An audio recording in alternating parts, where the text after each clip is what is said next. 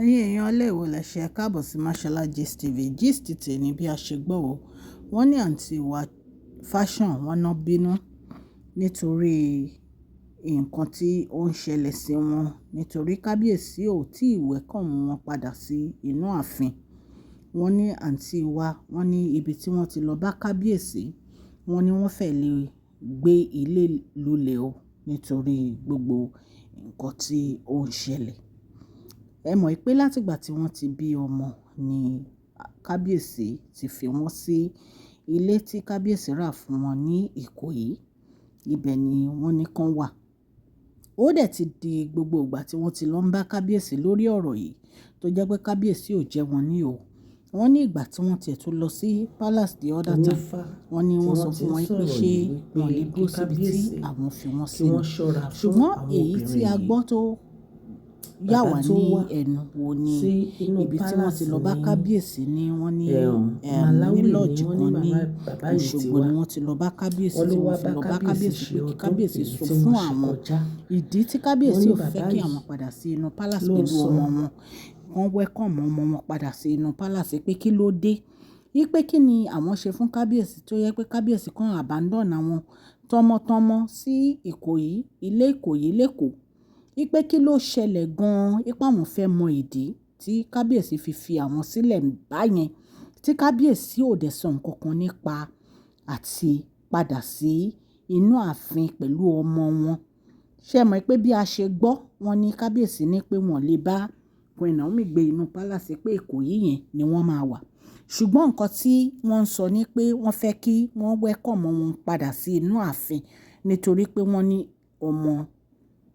àwọn ọmọ yìí ó máa ń tó bí oṣù mẹ́ta tán bá ti bímọ tó yẹ kí kábíyèsí fi ìlẹ̀kẹ̀ sí wọn ní ọwọ́ àti ẹsẹ̀ bí ọmọ ọba.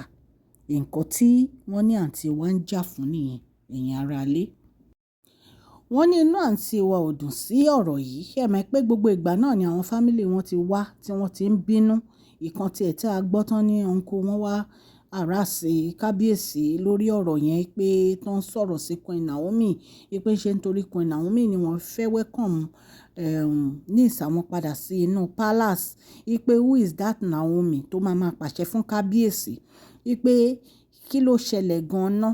Wọ́n ní ìgbà tí wọ́n wá sẹ́ pé àwọn dẹ̀ máa make sure pé àwọn deal pẹ̀lú Queen Naomi ni kábíyèsí fi ní kí wọ́n lọ sí police station kó lọ kọ undertaking pé kò sí nǹkan kan tó gbọdọ̀ ṣe Queen Naomi. Ṣùgbọ́n èyí tí a wá ń gbọ́ ẹ̀ ni àǹtí wa fashion tó bínú tán ní pé wọ́n fẹ́ lè bring lọ́ọ̀jì Òṣogbo down o. Wípé kí ló dé tí kábíyèsí tán fi kàn dákẹ́ sí ọ̀rọ̀ yìí. Kí ló dé tí ọmọ àwọn ò lè padà sí inú palace àti ọmọ ọba. Wọ́n nígbà tí àǹtí wa tí wọ́n lọ bá kábíyèsí ní Ọ̀ṣun State Lodge èyí tó wà ní Òṣogbo. Wọ́n ní àǹtí wa sun ẹkún, wọ́n ní ojú wọn fẹ́ yọbọ́. Wípé ìbànújẹ́ sórí àgbàkodò ni ọ̀rọ̀ yìí já sí fún àǹtí wa. Wípé kí ni ẹ̀ṣẹ̀ tí àwọn ṣe kábíyèsí tí kábíyèsí fi kọ etí ikún sí ọ̀rọ̀ àti padà sí inú palace àwọn ọmọ àwọn yìí. Wọ́n ní àǹtí wa ní òun fẹ́ ọkọ òun o, ó ti sú òun o. Kábíyèsí kọ́ abandon òun ni o sí ilé Ìkòyí. Kì í ṣe ilé lòun fẹ́. Kábíyèsí lòun fẹ́. Kí ló dé tí kábíyèsí ò wá wò òun? Kí ló dé tí kábíyèsí ò wá wò àwọn ọmọ tó ń bí? Wọ́n ní ọ̀rọ̀ yìí máa le gan. Ẹ jẹ́ kí n kí ẹ̀yin olólùfẹ́ mi. Mashola Gist TV ń kí yín. Mashola Gist TV ń kí yín. Adúpẹ́ atọ́pẹ́dá. Mashola Gist TV ń kí yín. Mashola Gist TV ń kí yín o. Ó ní ẹ ṣé o lọ́wọ́ ọkùnrin, lọ́wọ́ obìnrin, lọ́wọ́ ọmọdé, lọ́wọ́ àgbà. Lórí gbogbo bẹ́ẹ̀ ṣe ń comment, tẹ̀ ń like, tẹ̀ ń share. Adúpẹ́ ní ọwọ́ gbogbo yín. Mashola Gist TV ń kí yín. Ẹ̀yin olólùfẹ́ wa ẹ káàbọ̀ sí Mashola Gist TV. Ṣé àlàáfíà ni ẹ wà gbogbo ilé ńkọ́. Orúkọ mi ni Máṣọlá kò yí padà. A máa ń sọ̀rọ̀ nípa celebrity gist, royal gist, politics àti gbogbo nǹkan tó ń ṣẹlẹ̀ ní agbègbè orílẹ̀-èdè bàbá wa ní ilẹ̀ Nàìjíríà.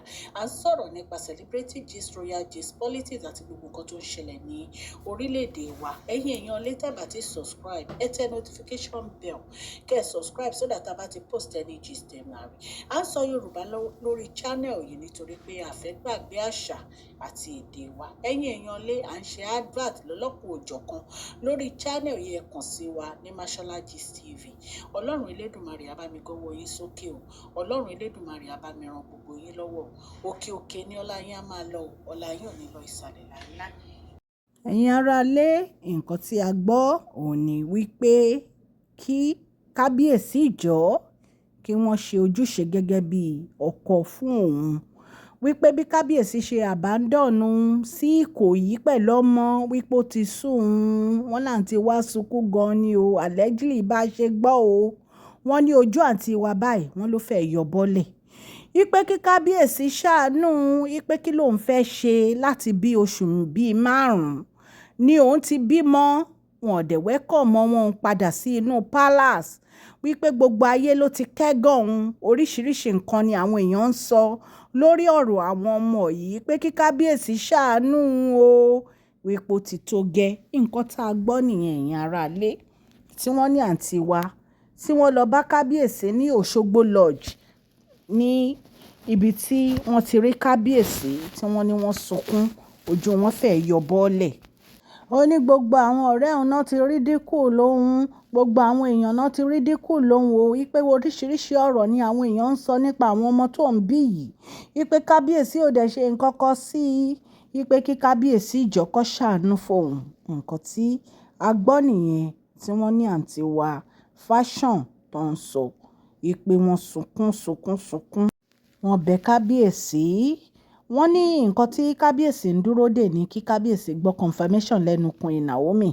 Ṣùgbọ́n bí èmi ṣe ń ru ọ̀rọ̀ yìí ni pé kábíyèsí ò kọ́kọ́ fẹ́ kí àǹtí wa Fashion kan kó ọmọ wá sí inú palace kan ṣe welcoming party tiwọn kó tó di pé Queen Naomi kan padà wá sí inú palace. Nǹkan tẹ̀mí ń rò nìyẹn, wípé ó ń ṣẹlẹ̀ tí wọ́n fi ń ní delay lórí ọ̀rọ̀ yìí. Ṣùgbọ́n wọ́n ní ọ̀rọ̀ yìí kò ń ṣe nǹkan kékeré, wípé ó ba àǹtí wa Fashion nínú jẹ́ gan-an ni. So ẹ̀yin èèyàn lé nǹkan tá a gbọ́ ní òótọ́ ni ó ṣẹlẹ̀ sáǹtì wa Fashion. Tá a bá tún gbọ́ update ní orí ẹ̀ a máa jẹ́ kẹ́ ẹ gbọ́. Mo dúpẹ́ fún gbogbo etí tó ń gbọ́ mi ní ilé lóko àti lẹ́yìn òde. Ọlọ́run Elédùmarè ọba aláàánú á bá mi gbọ́wọ́ yín sókè o. Ní agbára Ọlọ́run, gbogbo nǹkan tí ẹ bá ń wá lọ́lọ́run máa ṣe fún yín. Ẹ má gbàgbé kẹ́ fún fídíò yìí ní thumbs up o, and ẹ má gbàgbé kẹ́ subscribe, kẹ́ dẹ̀ tẹ notification bell yín so that a bá ti post any gist ẹ máa rí. Òkè òkè ni ọlá yín á máa lọ o, ọlá yín ò ní lọ ìsàlẹ̀. Please share this video, like and subscribe. God bless you all.